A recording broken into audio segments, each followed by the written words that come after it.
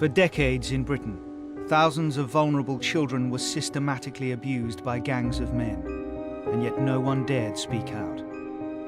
We'd seen so many girls who'd experienced this situation. We got to the point where we thought somebody's going to have to die before anything is done.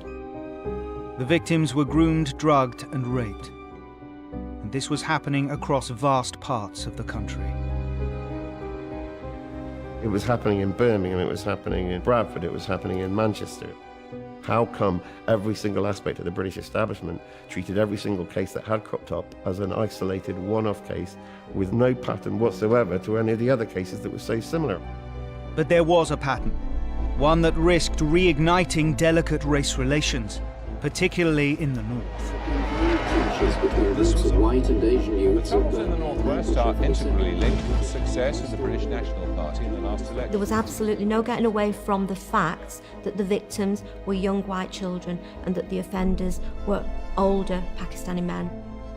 Once those facts became understood by the powers that be, I think that they made a conscious decision that they weren't going to open up that box. It was allowed to slide away and it was buried. The abuse took place in plain sight, and yet professionals chose to look the other way and say nothing. As the years passed and the silence grew deafening, inflammatory voices stepped in. My blood has boiled. The system has failed us. They have not protected our daughters. Social services failed, educators failed, health professionals failed, police, prosecutors. There is no agency I can think of that has got this right. The trial has begun of 11 men accused of sexually abusing girls as young as 13. I don't care what faith or what colour somebody is. These are perpetrators, these are abusers. I don't care whether they damage community relations, bring them to justice. This film uncovers why a wall of silence surrounded the on-street grooming of young girls. Why these children's cries for help were ignored again and again. And how over a decade, this pattern of monstrous sexual abuse was finally forced out into the open.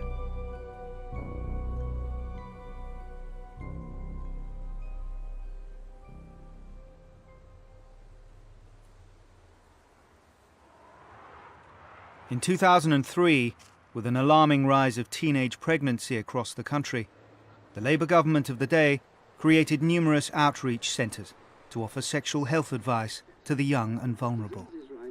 What's going wrong with sex education? One of these centres was on the outskirts of Rochdale, a deprived borough of Greater Manchester. No sooner had it opened its doors than the staff of 10 began to hear stories far more worrying than they'd anticipated. Very quickly we started to identify a number of young people who were incredibly vulnerable, who were engaging in sexual activity which wasn't necessarily by choice. It was something that they felt they needed to do.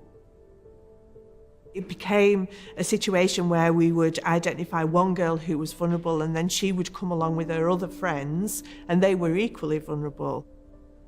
We got little snippets of information from each girl about, their life, really, and what they were experiencing.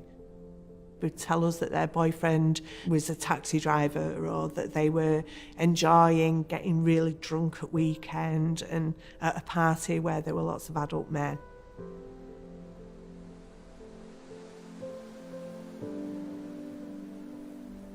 From the age of 12, I moved from care home to care home. You never actually got any love. Life was just crap all the time. When I first got involved, it was for fun. They were my friends. I could actually talk to them and they wouldn't judge me. They'd be giving me drink and drugs. I just thought, oh, free party, I don't mind. I was 13. Back then, drinking was this dead excited thing. So while I would drink, then we'll just go drive around up on the moors and stuff like that. It became like an everyday thing, not just like a weekend thing. I thought, oh, this is fun. When you're younger, you hang around with someone a lot older, you think, you get like a little buzz out of it. I just threw myself out there and thought I was invincible. I wasn't scared of nothing or no one. She was full of life, but had run away from council care as many as 50 times. Today, Manchester Social Services expressed their shock at the death of 15-year-old Victoria Agoglia, but said such tragedies were not always preventable. Victoria died at the weekend from a suspected drugs overdose after disappearing from a children's home in Rochdale. 2 men are being questioned in connection with her death. Victoria was probably 13 or 14 when I first met her. She'd found herself in a situation that was way beyond her control. She just wanted us to help her. She was really bright, funny, and engaging. She made me want to work with her. I met her about 3 times. On the 4th occasion I was due to see her, I read in the news that she was dead. Victoria had a long and troubled history with the police and social services, so her death threw up a warning flag within Greater Manchester Police. They suspected that it might be more than a simple drug overdose. DC Maggie Oliver, known for her sensitivity and delicate work with vulnerable and grieving families, was called in by her superiors. I saw a photo of this beautiful young girl and this letter that was heartbreaking. She was 13 years old and talking about having been abused by so many men that she couldn't count. I'm only 13. I've got the rest of my life ahead of me. She'd done things she was ashamed of, loved her family and felt she'd let them down. I slept with people older than me. Half of them I don't even know their It was names. really a cry for help. I'm a slag and that's nothing to be proud of. And they treated me like shit. She died of a drugs overdose, but we knew that she had been abused on a massive scale.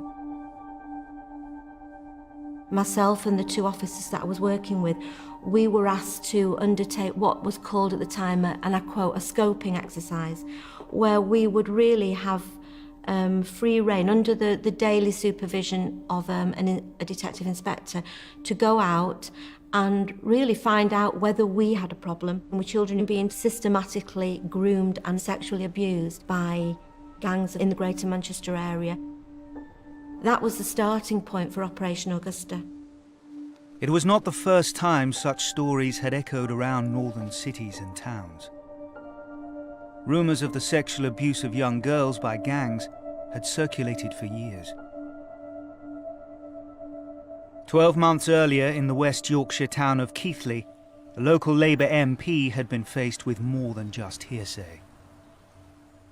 Some 7 mothers came to see me, and they had genuine concerns about the way their daughters were being abused by this gang.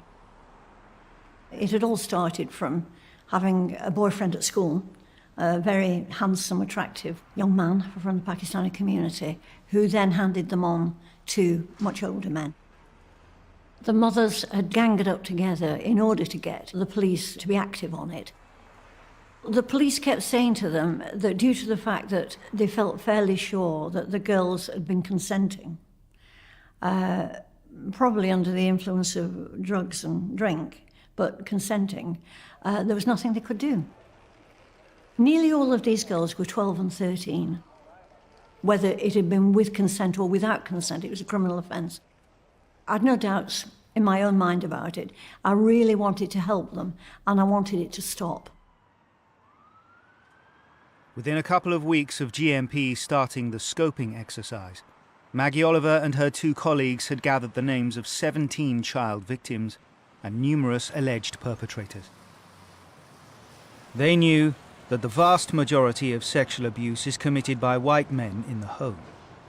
But here, something very different seemed to be taking place.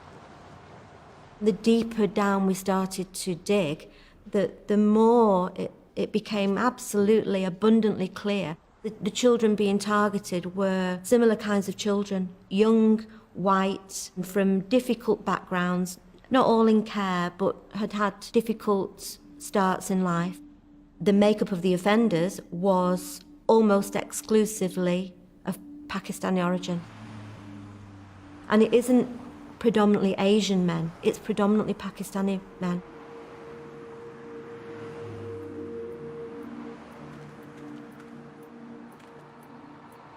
Every weekend we used to go.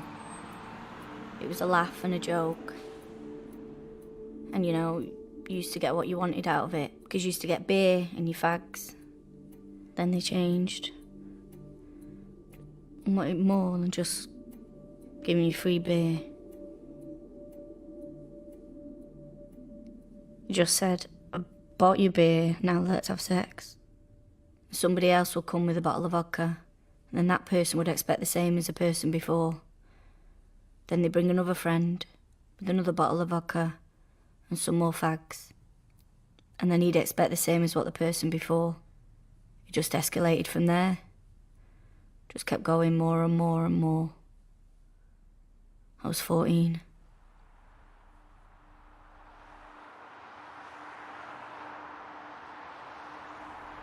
My friend used to go out with Pakistani men. One night she took me out as well. I didn't know any Pakistani people. I only saw them in takeaways and driving taxis. They go on like they like you. They want to be boyfriend. I actually believed them. I was 14 years old. They bought us drinks. I thought, oh, I'll have some of this. It got to the point where I was really drunk. One slept with my friend, and then after he's finished, another went in and slept with her. Then they'd done the same with me. Slightly was passing us about. There were often occasions when girls were there outside our building at 8:30, 8:15 in the morning. They were waiting for us to arrive. They'd been up all night. They were really smelly, totally dishevelled, really frightened. There was one girl who had been dumped on the moors. She'd walked about 6 miles to get to our building. She'd been raped. She'd been thrown out of a car, that there were a number of men who'd had intercourse with her. I got myself in like some really bad states. I used to always go there because there was someone to talk to. I used to tell them everything. I just felt safe there. There was a woman who used to work in the clinic. She was like a sister. She was like, what are you doing? She used to say to me like, these men, they don't love you. They're not gonna marry you. They're not gonna take you back home to the mum. You're there to do stuff with them and then go. That ain't love. Getting you drunk and then abusing you. We called the police every time. We spoke to the police every time. I kept being told, the police can't do anything unless you have a victim, okay? You only have a victim if the victim is prepared to make a statement. Now, often the children couldn't articulate that anyway. They couldn't articulate. But aside from that, I think they were really frightened. They were really frightened of the consequences. They'd been hit, threatened. I know where you live. I know who your mum is. I'll kill members of your family. I think they were frightened as well about my parents might be disappointed, or I might get in trouble at school, or my friends might find out, you know. All of which is a child mind. It's a child way of thinking.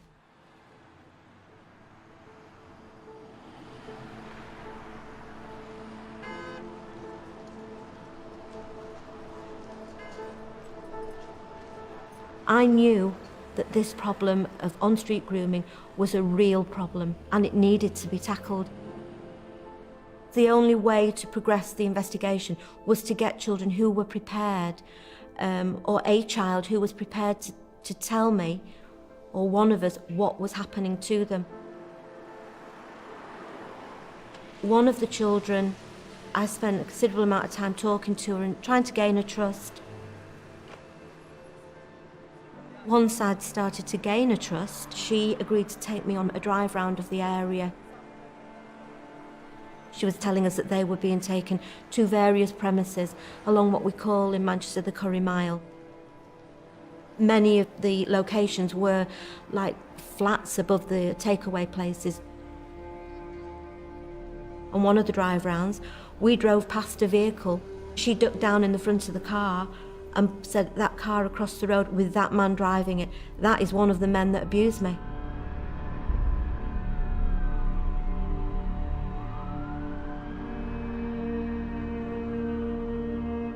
Met the taxi drivers through like the people in the kebab houses.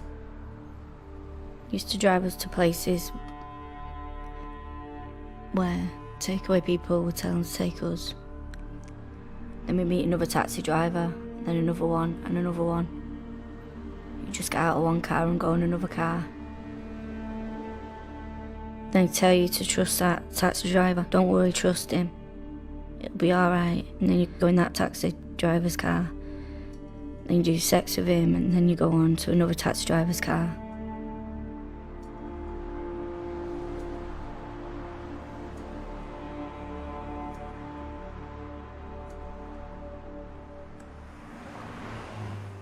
"50 miles away in West Yorkshire, the local MP was struggling to get the attention she'd hoped for.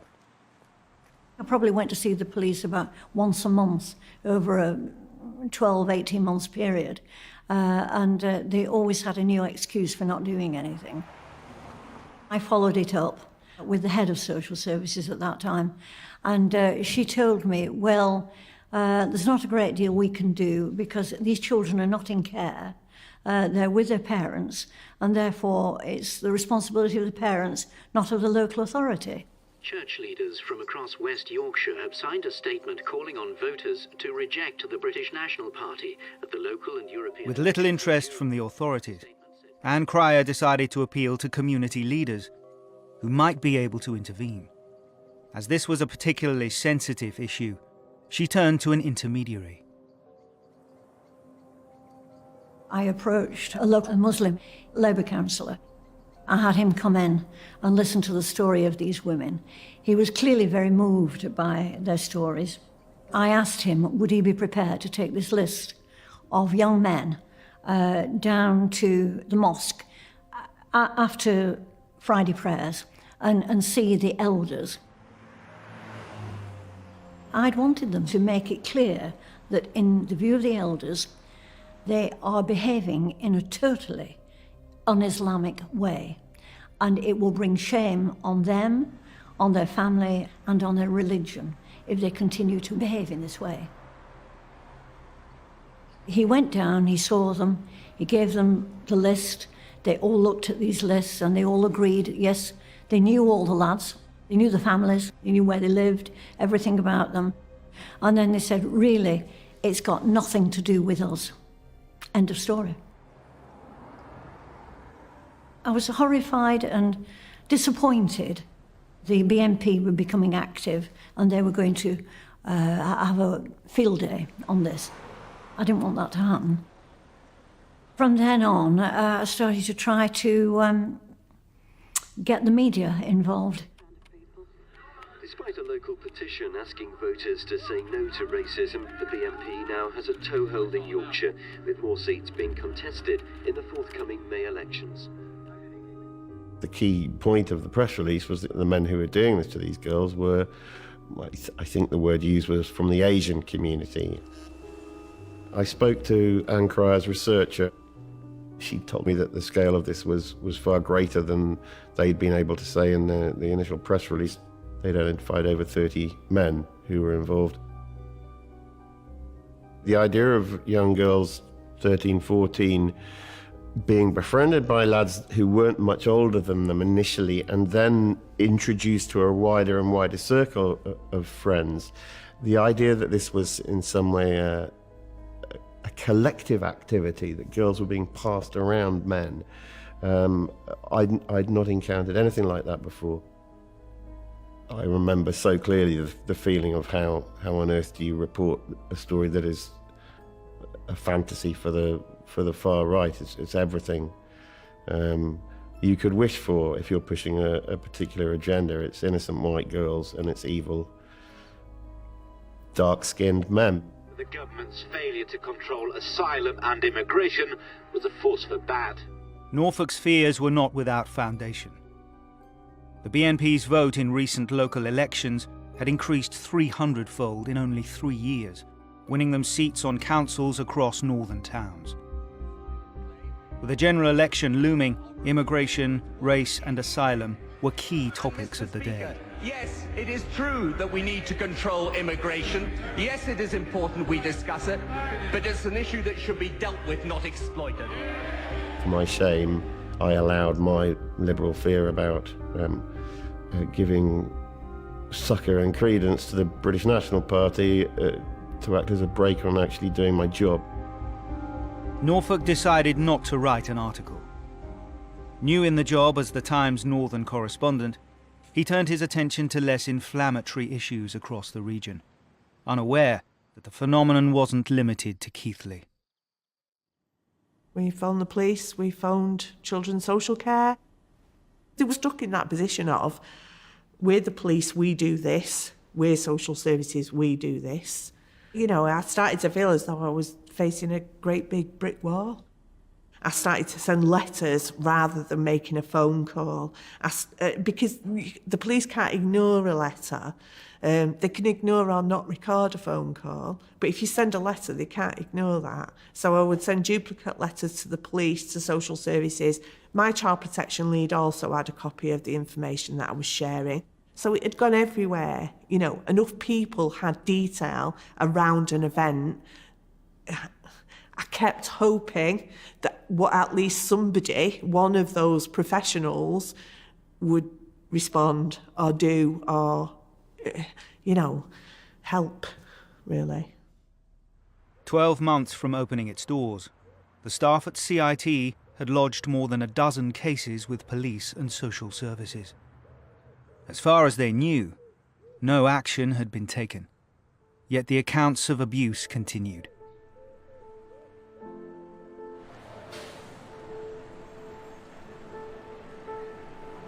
I used to blame myself, but then the next weekend it'd be the same. They'll be ringing you saying, I've not seen you for ages, I've missed you. That little bit of attention you get excited off it, feeling that you're wanted or somebody thinks you're really attractive, makes you feel good about yourself. They took me to London, Blackburn, Huddersfield, Bradford, Birmingham, places like that.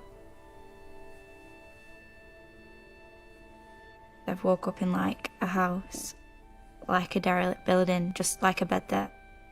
And I've woke up not knowing where I am or how I got there. I've had no clothes on, freezing cold, and they're nowhere to be seen.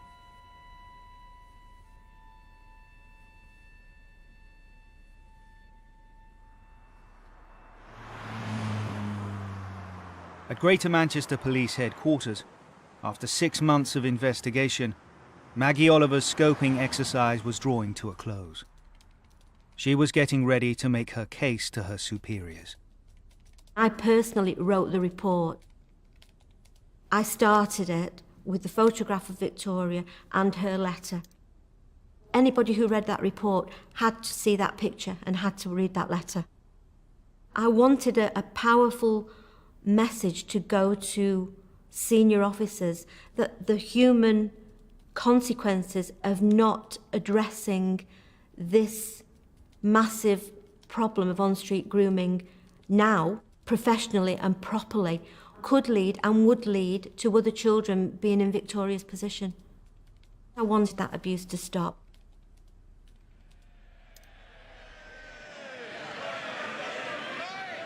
Mr. Speaker, may I begin by... I had hoped that I would get on board comrades in the Labour Party, and many were. Many were genuinely sympathetic to what I was talking about and supported me in every way. But there was a small number who either very openly or perhaps whisper, you know, sort of were saying things that perhaps I was something of a racist. And that was very upsetting.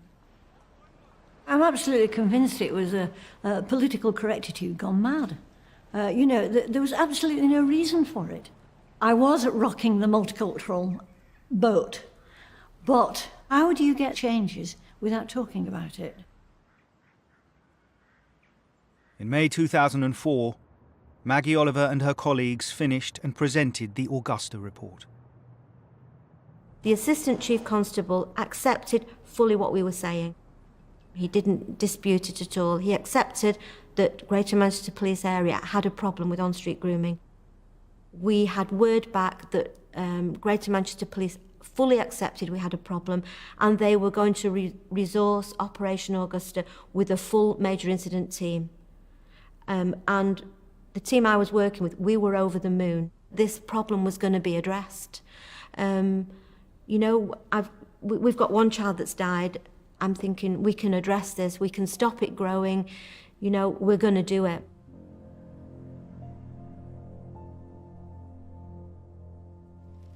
My husband was terminally ill with cancer.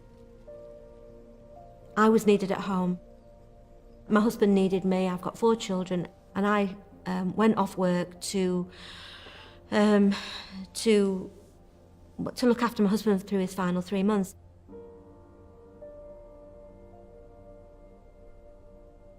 I kind of felt that I can walk away from this, I can go and concentrate on my family. All our hard work had paid off. This problem was going to be addressed.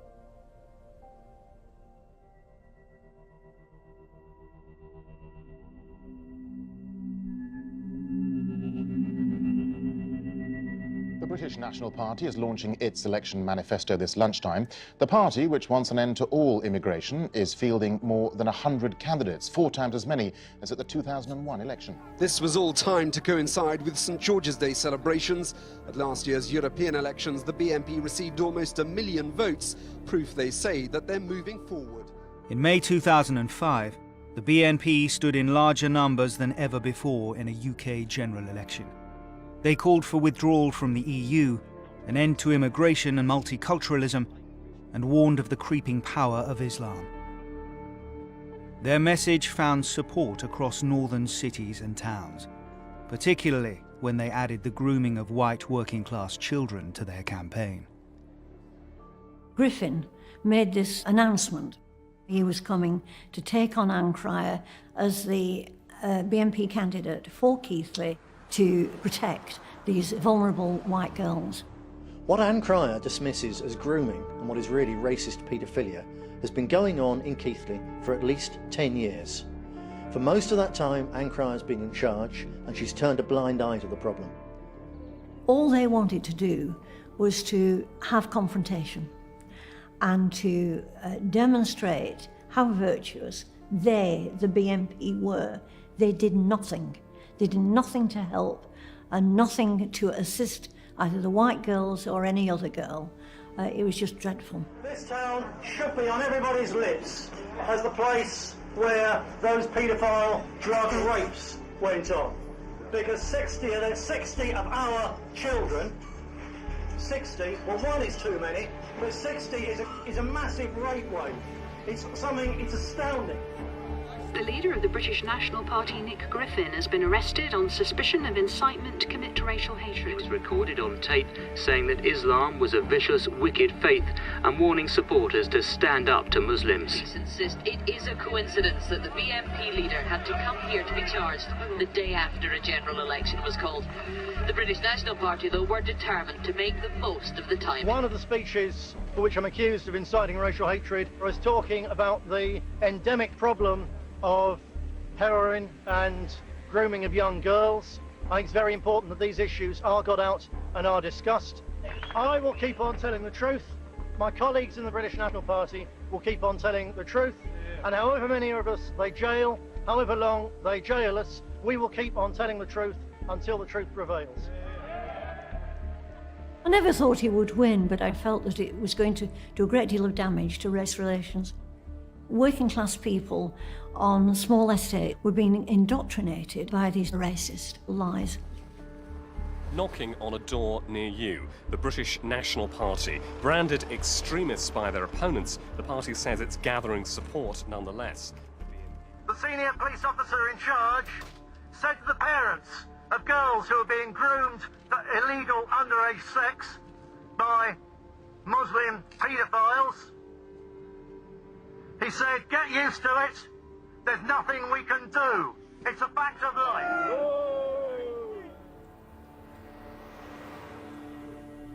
The police knew about it, but nothing ever got done. You know, a few times the police have turned up at a house where we've all been drinking, and you know, I've been upset saying things have happened. They don't really listen. I'm crying to the police, but you've got all the men stood there, they're all just saying, ignore her, she's drunk.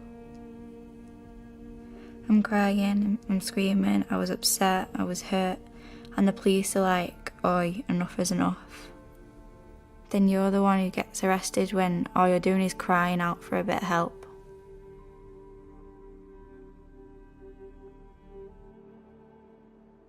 The BNP didn't win in Keighley or anywhere else across the country, but their vote increased fourfold.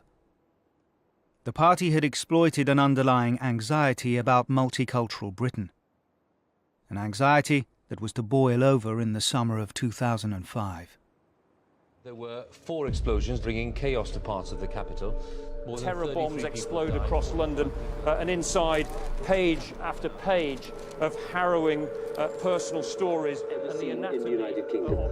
Well, the first bomb was on a tube train between Liverpool Street and Moorgate. Within days, 3 of the 4 bombers were identified as British-born Muslims.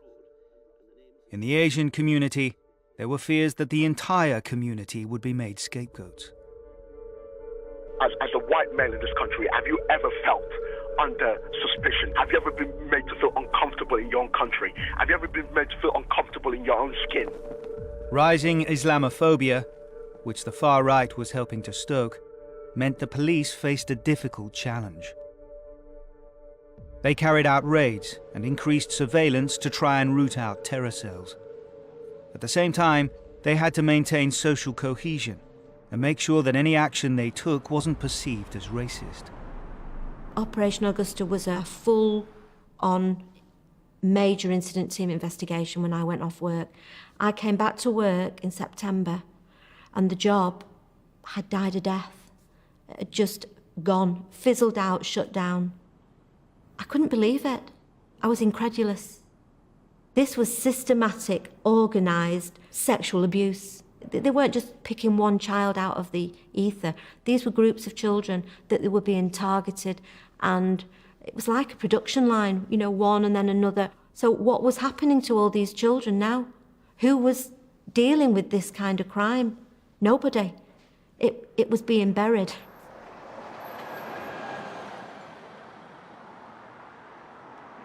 With the authorities' attention elsewhere, most of the world remained oblivious to the abuse. But rumblings about it continued and reached at least one prominent member of the local Pakistani community. It was a month of fasting, Ramadan. I'd gone to a friend's for prayers and breaking our fast. He was a taxi driver. He told me about rumours that were going on of taxi drivers who were sharing young teenage girls in Rochdale. That's all he told me. I heard those rumours again and again, and I was trying to understand what were the implications if this had been going on. I'm a Muslim, proud British Muslim. I came up and grew up in this country. There is nothing, absolutely nothing in my faith, Islam, that justifies these type of despicable and evil crimes. I wanted to talk to people and try to find out what was going on. Nobody in the Pakistani community wanted to talk about these issues. Nobody seemed to want to help. Many people were coming to me and saying to me, oh yes, well this is what the BNP were doing in Bradford, this is what the BNP were doing in Keighley, this is all a far-right conspiracy about demonising minority communities. In my mind, it was our silence that was allowing the BNP to campaign on this issue.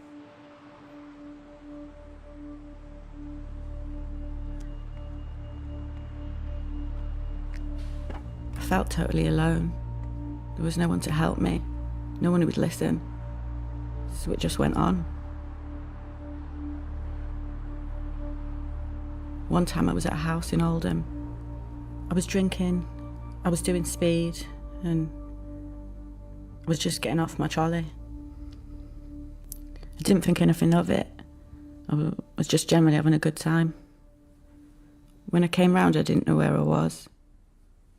I just couldn't move.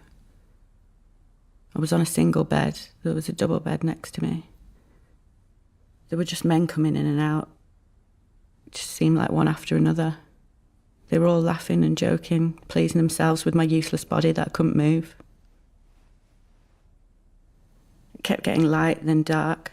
I could see what was going on. I could feel what was going on. There was a couple of guys that came in with another girl. She'd done it willingly. She just turned around and looked at me and went, "You'll get used to it." We all do.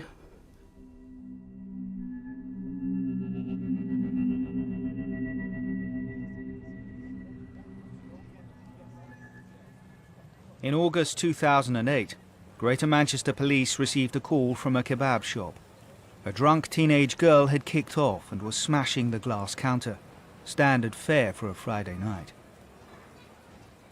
Known as Girl A, her case would in time become a crucial step in bringing on-street grooming out into the open.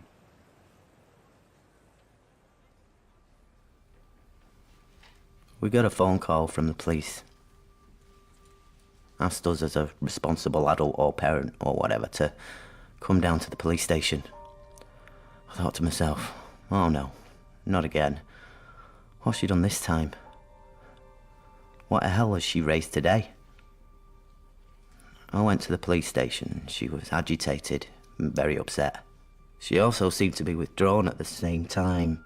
You could see that she was clearly hiding something.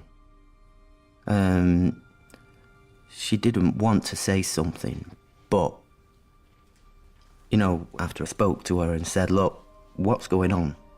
What's the matter? She told them that she'd been raped several times. The policeman, he took it down and said, for what it's worth, I believe you. We've heard of this before and I believe you.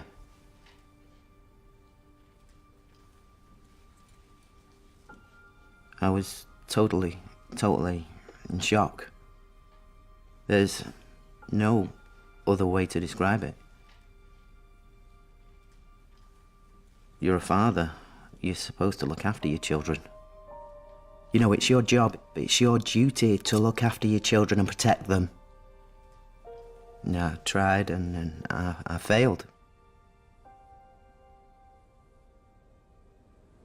Girl A was one of the dozens of girls the CIT team had identified as victims of abuse in the 4 years it had been open. Details of all the assaults had been passed to police and social services, yet it seemed no action had been taken. We wrote everything down that a girl had said to us. It was just a very practical work situation, but eventually we had 2 filing cabinets full of case files of young people who at some point we had identified as being abused. Different girls were naming different people they were involved with and different abusers. Often girls would say, that's a friend of somebody, or he hangs around with that person.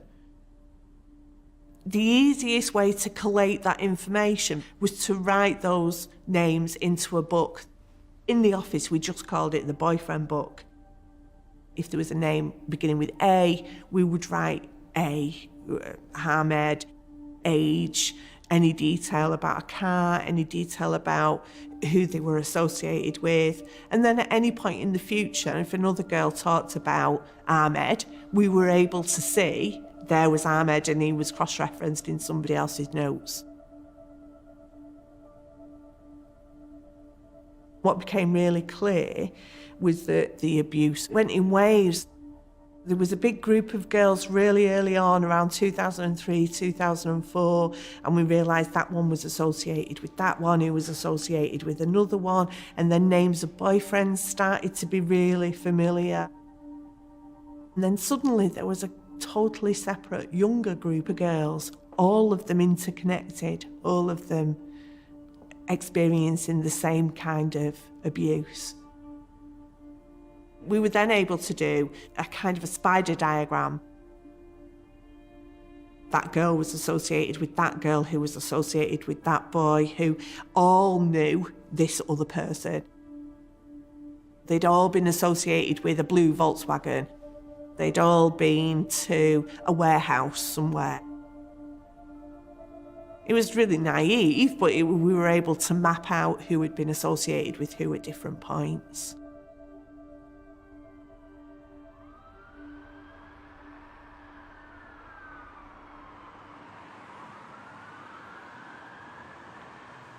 I put my faith and my trust in the police. And I said to my mates at the time, look, the police have arrested him. The police have charged him. Justice will take its course and, you know, basically and hopefully, they'll go to jail.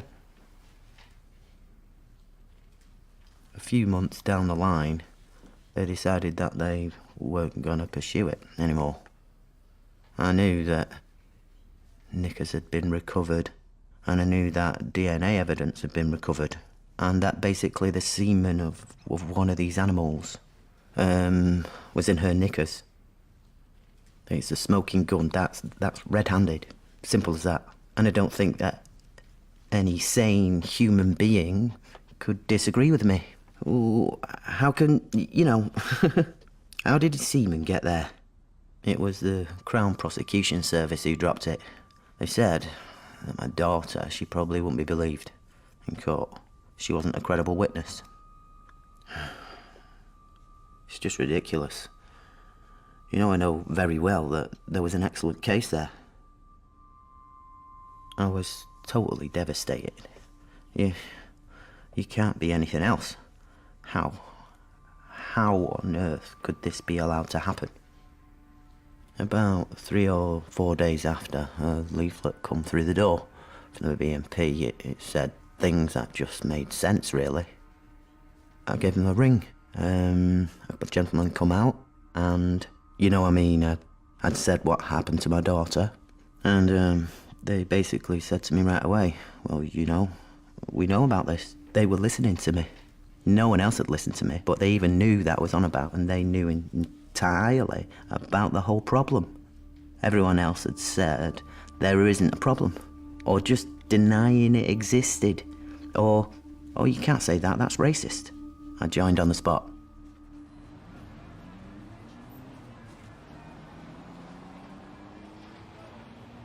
I knew I was going to ruffle a few feathers and upset a few people. We live in a time of rising Islamophobia, rising bigotry towards immigrant communities in this country, and there were a lot of people saying it's best to just leave this particular issue alone. I got told I was bringing the community down by talking about these issues, and they didn't want me to talk about this and raise these issues. But, you know, let's change those white girls and replace them with Asian girls, Pakistani girls. What would our reaction be then? Would our imams remain silent? Would our community leaders bury their head in the sand as we often did? I don't think they would.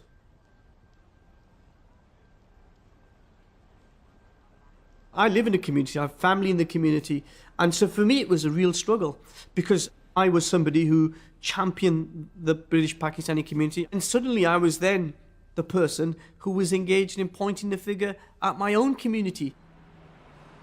I think all of us, whether in the Pakistani community, whether the authorities, the council, all turned a blind eye to it. Complete silence.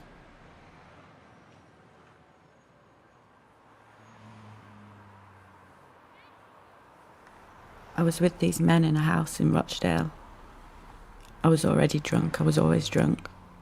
There was like a lock on the door, and they locked it. They were just laughing at me because I was throwing up over the side of the bed. They thought it was highly hilarious. There was a guy with a razor blade come up to me and said, "I'm going to cut you. You want me to cut you?" The other guy came up to me and said, "Just lay down, lay down." And I did, thinking nothing of it. I was crying because I was being sick, and I hate being sick. The guy with the razor blade, he kept coming up to me with it, holding it by my throat, telling me he was going to slit my throat. He was laughing. One of them pulled my trousers down while I was in the middle of being sick and inserted himself while the guy with the razor blade had the razor up to my throat. The other guy was just stood there watching, And he said to the one with the razor blade, he said, just hold it there. And he kept trying to put himself in my mouth. The whole time I had the guy at the bottom of the bed raping me.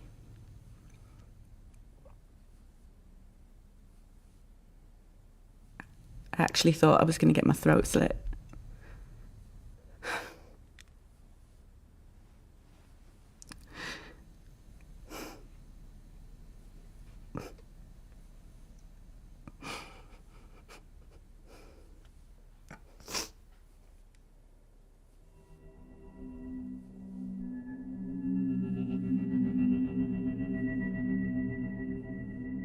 Seven years after shelving a potentially explosive story, journalist Andrew Norfolk found his conscience calling him. As the years went by, I had this very uncomfortable feeling I hadn't done my job. I was on a long weekend. I was driving up to Scotland. I had the radio on. A news item came on the BBC. Greater Manchester Police have been describing how a 14-year-old girl was forced to endure an absolutely horrifying ordeal after being forced into prostitution. The vulnerable teenager was targeted with vodka and cigarettes after she was spotted wandering the streets before she was made to have sex with a string of men. At no stage in the report had the names of the defendants been read out. I'm sitting in my car in the middle of nowhere, and I'm thinking, you've not heard a word about this case until 5 minutes ago. And yet, with every fibre of my being, I bet I do know something about those men, because I bet when I check it out, they're going to be Muslim names. So I got back, I looked it up. They were all Muslim names, Muslim men. I sat down that night and I wrote a very long email to the news editor of the Times, saying that I thought there was something really troubling going on here, that it wasn't being acknowledged, and that I needed some time to look into the story to see whether what I thought was a pattern was indeed a pattern.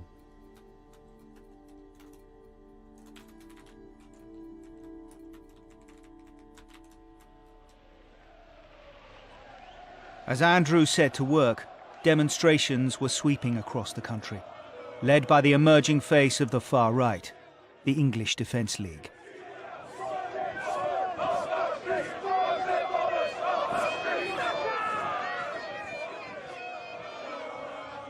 Its members were young, organised and growing in numbers, and its marches often descended into violence.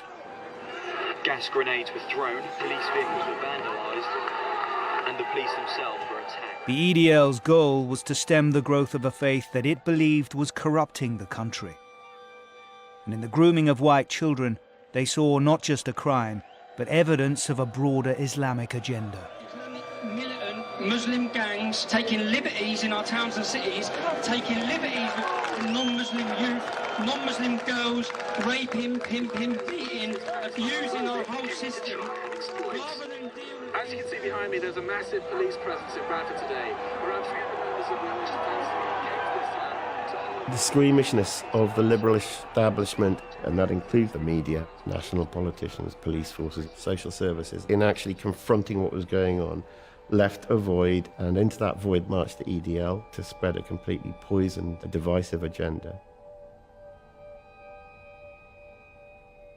It had become quite personal for me. There was a sense of actually reclaiming this story from the wrong agenda, the far right's agenda, and putting it squarely where it should have been all along. We used every bit of software we had to try to look back at every criminal court case that there'd been in recent years in which 2 or more men had been convicted of sexual offences against girls who were aged 12 to 15, where the initial point of contact had been in a public place. Shopping mall, outside a bus station, train station, city centre, outside school gates. We needed to build that picture of all such cases, because if we were going to say what I sense we might be going to say, which is there was a specific pattern here involving men largely of the British Pakistani community committing offences against young white girls, we needed rock-solid evidential base. That trawling process produced cases involving the conviction of 56 men. Of those 56 men, 3 of them were white British men, 53 were Asian names, 50 of the 53 were Muslim names. The vast majority were British Pakistani. This was a process being repeated. It was happening in Birmingham, it was happening in Bradford, it was happening in Manchester, it was happening in Burnley. How had this pattern developed? How had it developed apparently completely unseen by the authorities? How come every single aspect of the British establishment treated every single case that had cropped up as an isolated one-off case with no pattern whatsoever to any of the other cases that were so similar?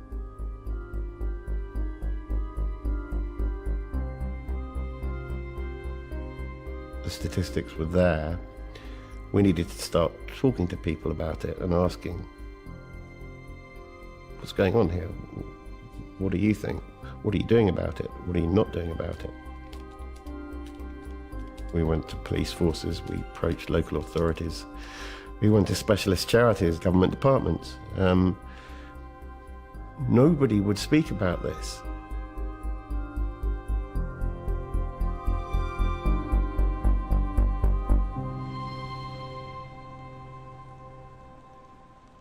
Unbeknownst to Andrew Norfolk, in December 2010, Greater Manchester Police had acted.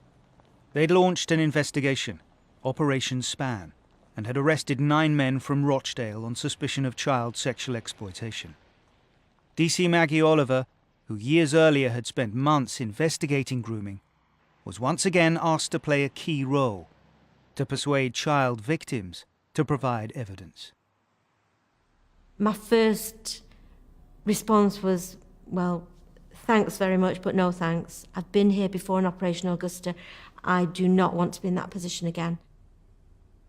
They produced various policy documents that I had never seen in my 16 years of service. Please look at these documents. This is what we intend to do, but we need you to bring these kids on board. They documented in great detail how we were going to treat these victims. It was completely different from Augusta. That would never happen again. It was recognised that we'd failed and that shouldn't have happened. I thought, well, maybe Greater Manchester Police have learnt from what they failed to do back in 2004 and 5. Maybe this is a chance to address this crime, this on-street grooming, once and for all. And eventually I agreed that I would do my best. 4 months into his investigation, and after countless dead ends, Andrew Norfolk finally found someone willing to talk to him on the record. A senior police officer heading a major investigation. He talked about having arrived in a new division. And it was almost, he said, as though there was a box underneath the desk into which every case that was too difficult went. And there in that box was clear evidence over a period of years of what had been happening to girls in that town. And that was a town where basically the Pakistani community was 4 streets. It was tiny. And yet it was even a generational thing there, where you had fathers who had been doing this to the mothers of young girls who were now being groomed and abused by these men's sons. He told me, to colleagues in the northwest of England, and he said a senior police officer in Lancashire said, listen, don't turn that stone. If you turn that stone, you have no idea what's going to come out.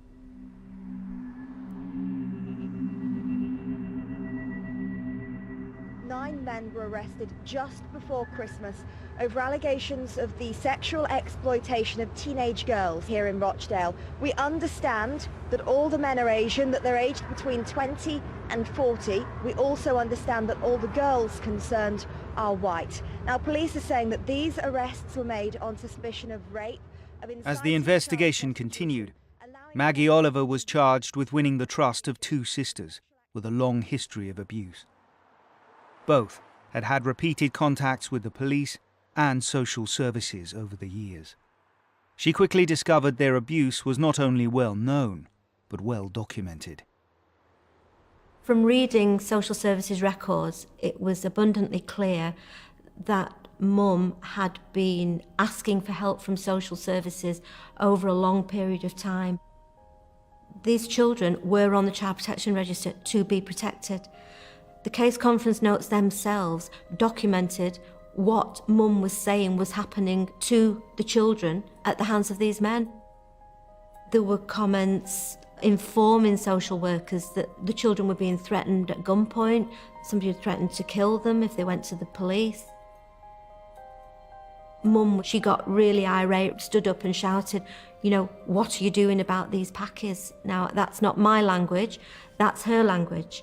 But they saw fit to throw her out of the meeting and at the same time did nothing about the abuse that she suspected was happening. The reality was she was telling them the truth.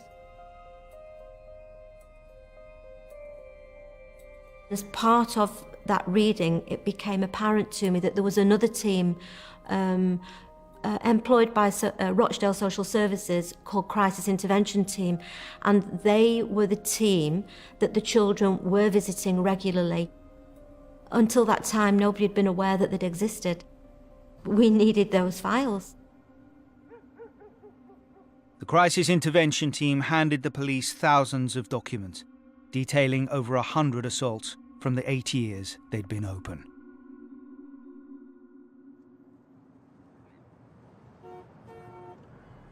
It would have been easy for those who make the decisions on the Times to decide that no matter how horrific, this is a story that needed to be put somewhere other than the front page.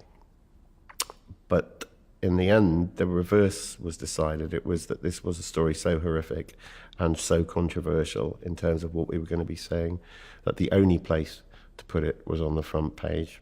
And the lead in the Times is a culture of silence that has facilitated the sexual exploitation of hundreds of young British girls by criminal pimping gangs, a pattern of abuse across sexually exploited in every British city and town. We had huge graphic inside showing different areas of the country where such crimes had been committed. There are calls for a nationwide investigation into the grooming and sexual abuse of vulnerable teenage girls.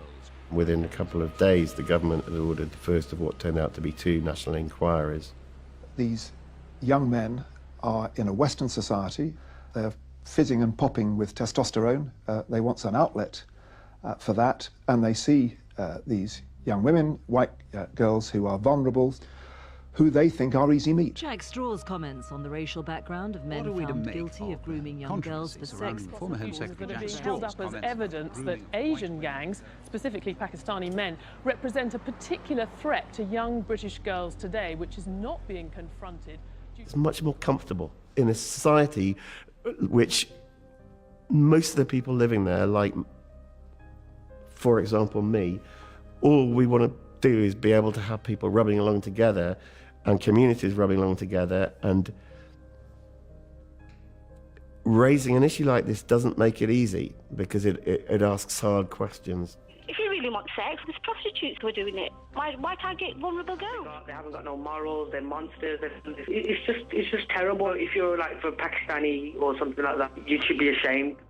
Andrew had the statistics. This was hard facts about court cases, people who had been convicted of crimes, not people who were accused of crimes, but people convicted. The evidence was compelling. There is a very small minority of people within the Pakistani community who are engaged in the phenomena of on-street gang grooming. There's an overrepresentation of British Pakistanis in those types of crimes, and we've got to confront it. I did a piece for the Times. I wanted a reaction. I wanted people in the Pakistani community, I wanted people in wider society, whether it's the police, the politicians, to actually debate this issue. The vast majority of paedophiles and people who are abusing children are not of Pakistani. They should be respected, no matter what background they come from or what religion. You have to and respect race into these each issues. other. It plays into the hands of extremists who are looking for an opportunity to stoke the fires of discord between communities. Talking about these girls like they're statistics. They're not statistics. These girls are... Well, whose daughters do you think these are? Whose sisters? They're ours, in working class towns and communities. And people are fed up of what's going on. And it is being ignored. There are only 15-year-old girls that you know that you've grown up with that have been raped or pimped. You don't. So I don't expect you to understand the issues. These are all personal issues of yours? Personal issues in towns and cities like mine. Sweep things under the carpet in Britain just because we don't like it. We've had it. It's been I'd rather talk about 2010 than talk about something that was been going on since 2003. And actually, you should be commending the community. In May 2011, a new chief prosecutor for the northwest of England took office. He was Muslim, British Pakistani, and had a track record of taking on culturally sensitive cases. Having read the Times expose, he asked his staff if there were any potential grooming cases. Among the files he was presented was one on Girl A, the teenager from the takeaway 2 years earlier, whom the Crown prosecution had deemed an unreliable witness. The thing that struck me most, these are still children. You know, I have children of my own, and just because you're 14 or 15, you can't make informed choices. And the perpetrators were in their 40s, 50s, you know, my age, who clearly knew better. When I read the prosecutor's advice to the officers in the earlier investigation, things like she has made a choice about her life. You know, she has agreed to be, in effect, a prostitute for these men. Everything about it shocked me, to be blunt, because what groomers do, what perpetrators do, is manipulate. And the fact that she was chaotic and troubled was actually the reason why she was targeted, because the perpetrator knew that nobody would believe her. I was absolutely certain in my mind that the decision taken in this case was wrong. That it wasn't just unreasonable, which is the test, the legal test, it was wrong.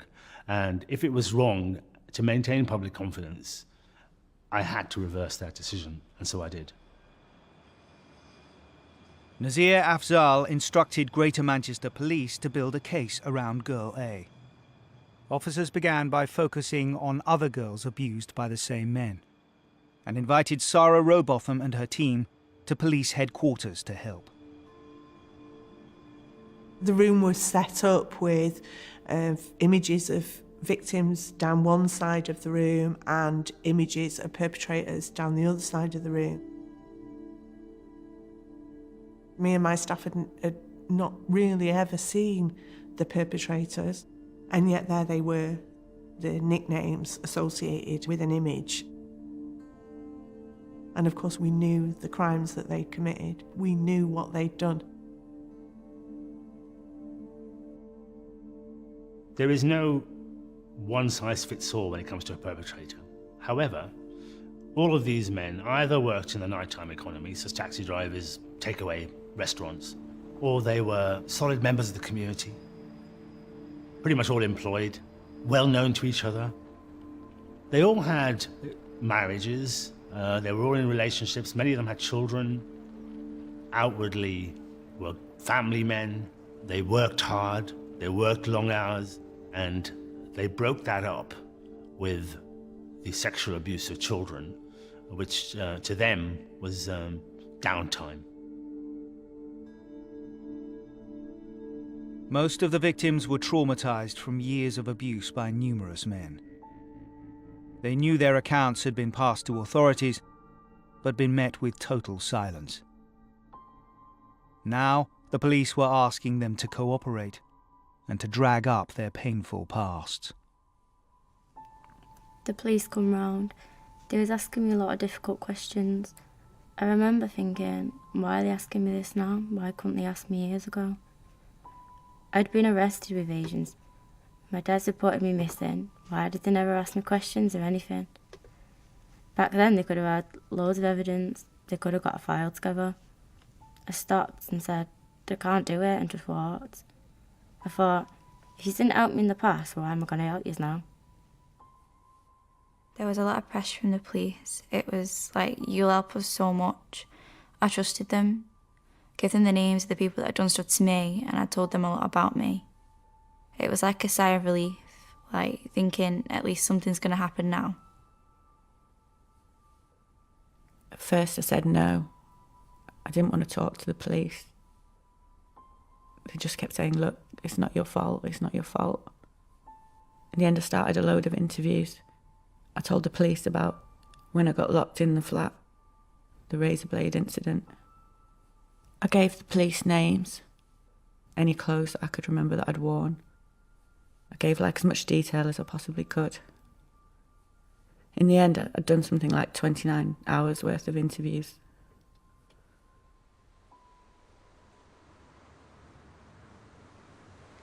As dozens of officers worked to build a case, one of the sisters whom Maggie Oliver worked with remained tight-lipped.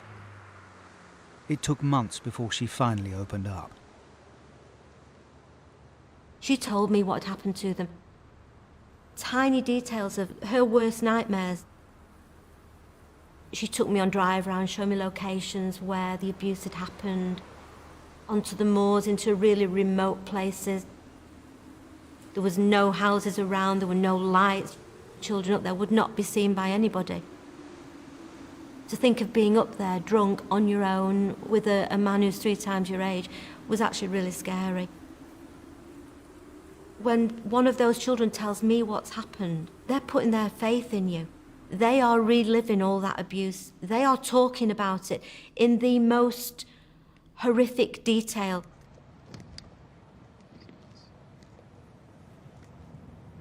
I was 14 when the abuse started. It was on between 3 and 4 years. I was raped by about 50 men. Maybe more, I've lost count. It happened that many times.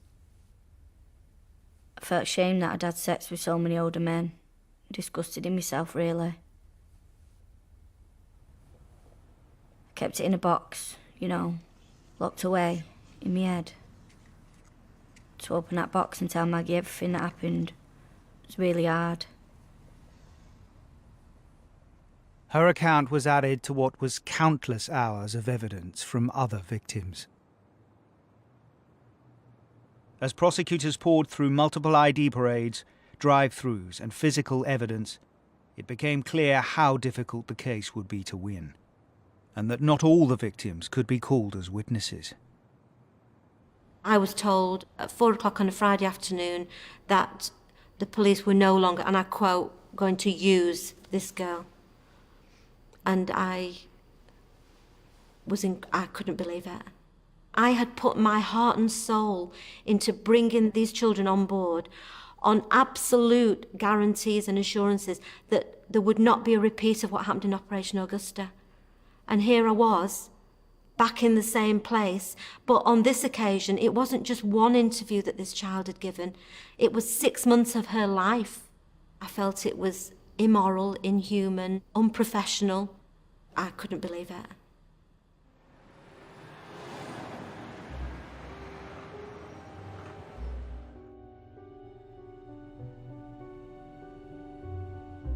I thought the defensive strategy was going to be, say these girls are lying. How can you believe them because of their drug taking and their criminal records or whatever? I had to select the strongest victims to ensure that the one opportunity that we had to try this case was taken.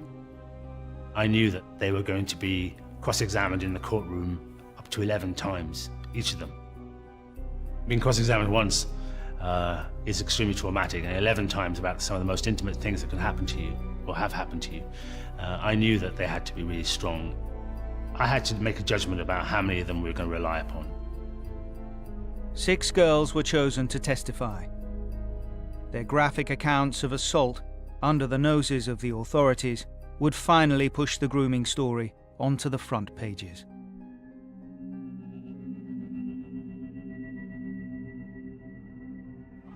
Even before it started, this case attracted hundreds of protesters. With 11 men on trial, most of them taxi drivers. There was a huge policing operation to try to protect the integrity of the case. Police officers on horses, protesters from the far right, mass ranks of police officers. Almost every media organisation in the country that has a national focus was there for the opening of that trial. 11 men have gone on trial charged with grooming and sexually exploiting girls as young as 13. The Asian men, described as being predatory sex offenders. These are some of the 11 men who are facing trial at Liverpool Crown Court. All the defendants are of Asian heritage and aged between 22 and 59. They face a total of 22 counts, including sexual assault, rape and trafficking. They're said to have passed girls between themselves, then pass them on to friends and associates. And if they think it's okay in Pakistan, then go back to Pakistan. If it's okay in Albania, go back to Albania. But don't do it here in our country. Everyone was talking about it. It was all over social media, and I was like slap bang right in the middle of it. I was so scared. And I got to go and stand up in court in front of all these people.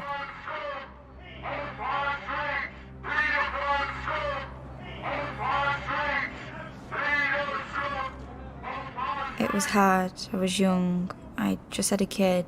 I had no family to come with me. I had my daughter in a car seat in the court. One of the ushers looked after my daughter, so it was literally me in the middle of court on my own. As I was telling what happened to Girl A, I was just reliving the stories that I'd been through as well. As I was telling it, I was kind of breaking down and I started crying in court, and I had the whole of the jury sat there crying with me. What else can you tell us about the victims? Well, there were 5 of them. The youngest was aged just 13, and she in fact became pregnant. These are girls from troubled backgrounds. They were initially flattered by the compliments of these men. Then she became scared, and then in her words, after that, it just didn't bother her anymore. Some lines that those girls used, chilling. The girl who had first met her boyfriend, as she called him, who was a married man in his 40s when she was 12. She'd got pregnant, she'd had an abortion at 13. You'd meet one, she used the adjective packy to describe the man. Meet one packy, within 10 days, you got 10 packies in your phone book. Within a few weeks, you've got a whole phone book full of packies. And she would be rung up by randomers, men she didn't know at all. She would go and stand in a car park in the middle of Hayward and wait to be collected, taken to an address she didn't know, plied with alcohol, and then passed around for sex. She thought these guys were kind because they took an interest in her. Of the men is alleged to have told a girl, "It's part of the deal because I bought you vodka. You have to give me something." But she refused to have sex with him, and at that point the court was told he raped her and told her, "Don't cry, I love you." I refused to go to the court. I said I'm only doing it for a video link. Hearing their names alone is enough. I wouldn't have been able to go to a courtroom.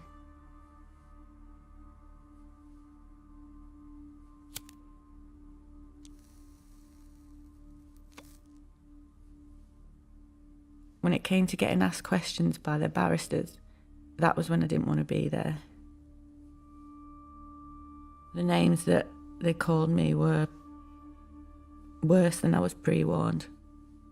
I was called a slut, that I whored myself out for £10 per session.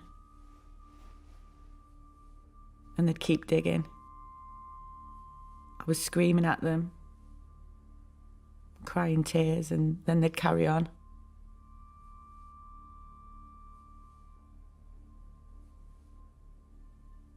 Even the judge, I think it was on 2 occasions, had to say, "Okay, you need to tone it down a little bit," because it was disgusting.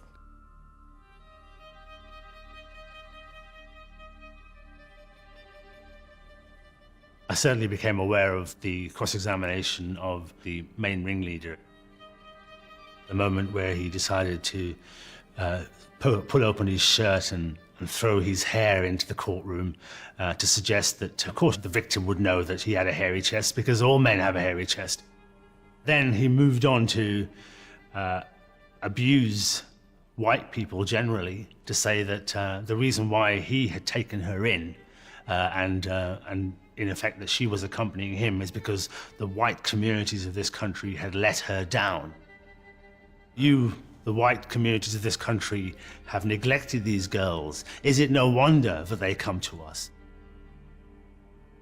It made it very clear to the jury that this was much more complicated than straightforward he did or he didn't do it.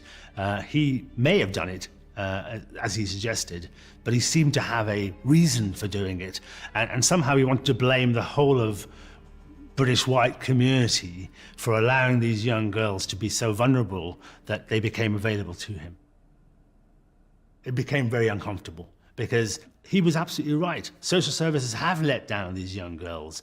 Police and prosecutors and every other justice agency have let down these young girls. Schools, health, every agency in this country has let down victims of sexual abuse, and particularly child victims of sexual abuse, over generations. And so he was saying something that was absolutely true, but it did not justify his abuse of her, which is what he was trying to do. He went on to describe one 15-year-old who he's accused of raping on a number of occasions as being loud and aggressive. He said she was a racist, even a prostitute.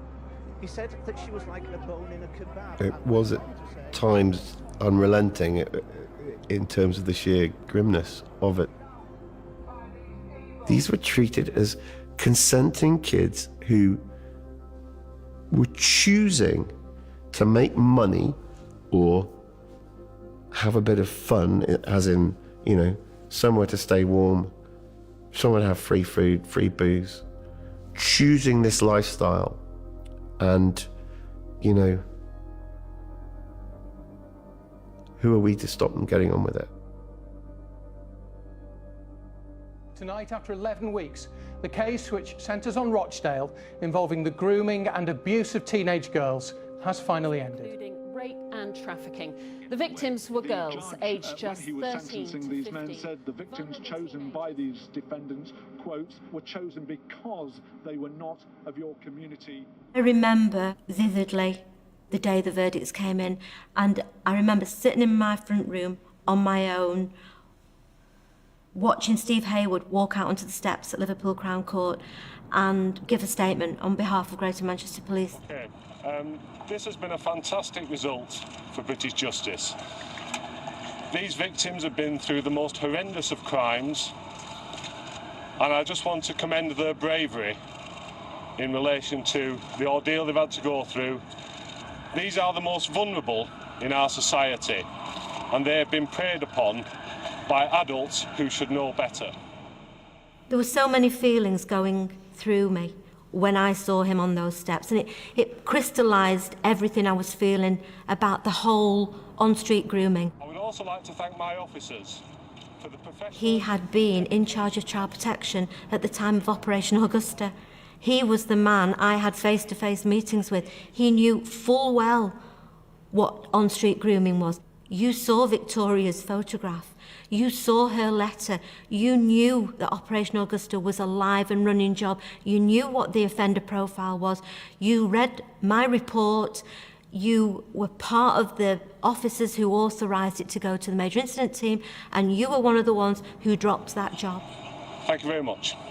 Was race an issue in much is a statement by the police that they believe there may be dozens more victims in this particular case. That day, the news media were covering it 24/7. This is the most striking front page, a nation's shame, you know.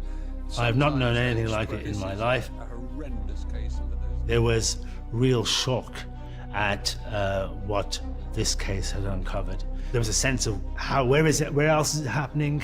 How many other perpetrators are there? How much abuse is going on?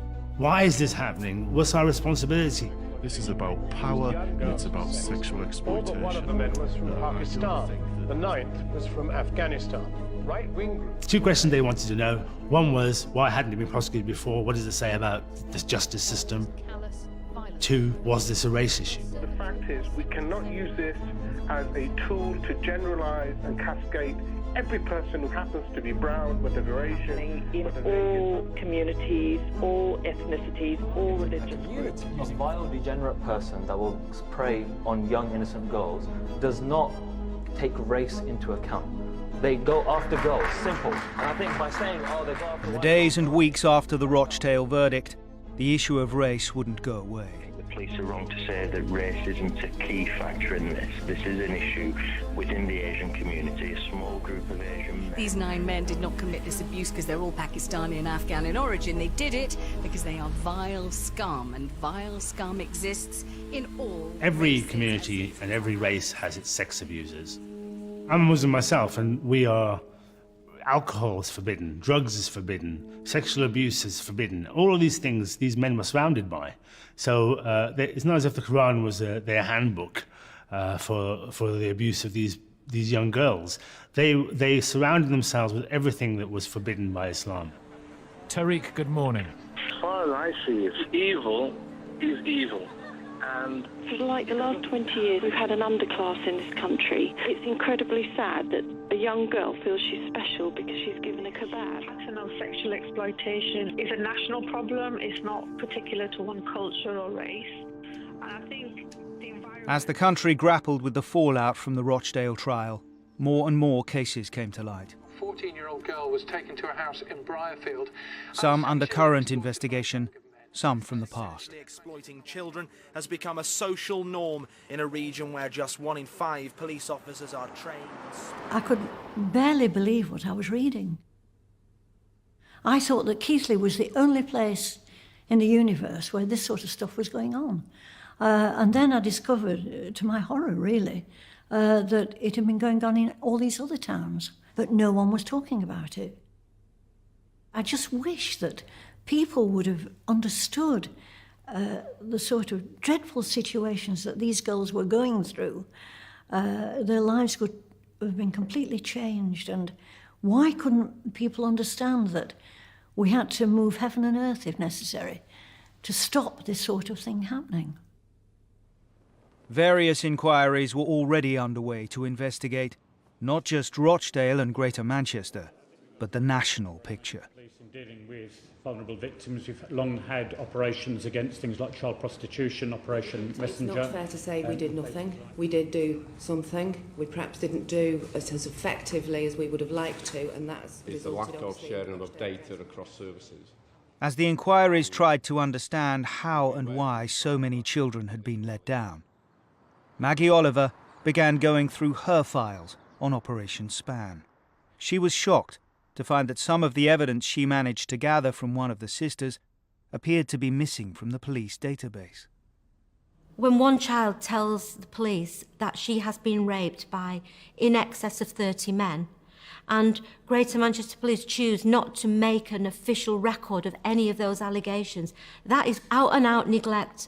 That is your basic role as a police officer, that you gather the evidence. You don't make a snap judgment, whether you agree with somebody or you don't, and decide not to record it. It is your job as a police officer to record it. There is no record that that child disclosed those offences. Now, the scary thing, quite apart from the consequences for her, the other consequence of that is that those men might be abusing other children. Social workers, police and prosecutors have been criticised for missing opportunities to stop the abuse of young girls in Rochdale.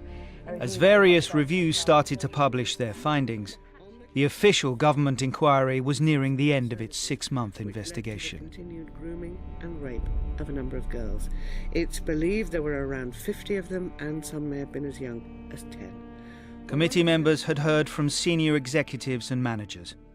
Now they called on Sarah Robotham, hoping that someone with 10 years on the front line would be able to clarify the scale of the problem and why it had been ignored for so long.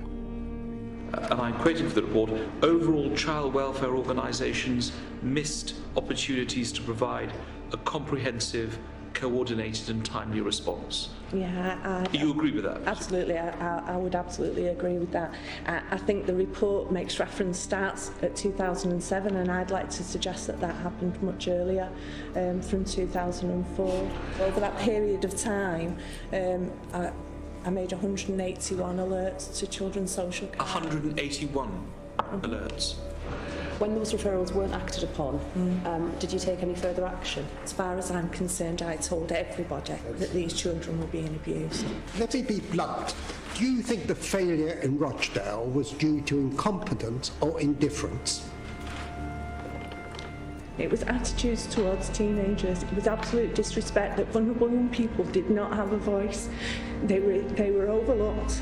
They were discriminated against. They were treated appallingly by protective services.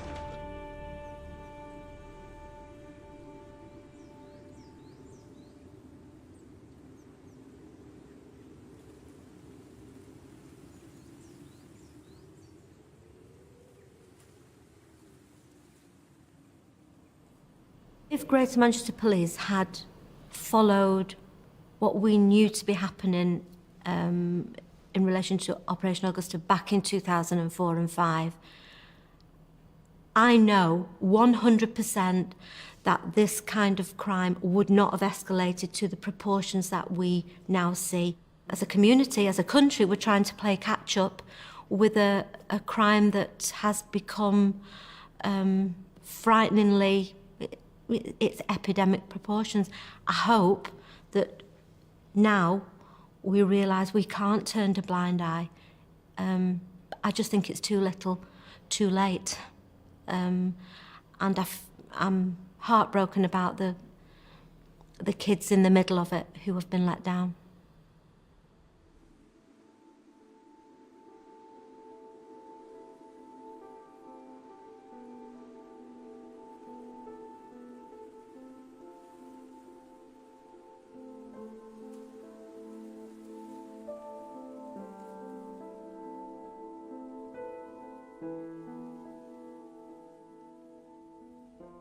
Yes, people got stuff wrong in the past. People weren't prosecuted they should have been. Victims weren't given the level of support they should have been. But when I left the service, at that time I knew that they were doing as good a job as they possibly could. It was, even despite all the counter-terror work that we're doing right now, child sexual abuse was the #1 priority for Greater Manchester Police. They resourced it, they put people of expertise in there, and there are potentially hundreds of suspects. Yes, the abuse of young girls in Rochdale and Keighley and Oxford and Telford and everywhere else in this country where it's happening is the tip of the iceberg. I've said before, there are probably as many children as you could fill into Wembley Stadium, 100,000 a year, who are being abused every year. And therefore, we're just beginning this journey. But you've got to start somewhere.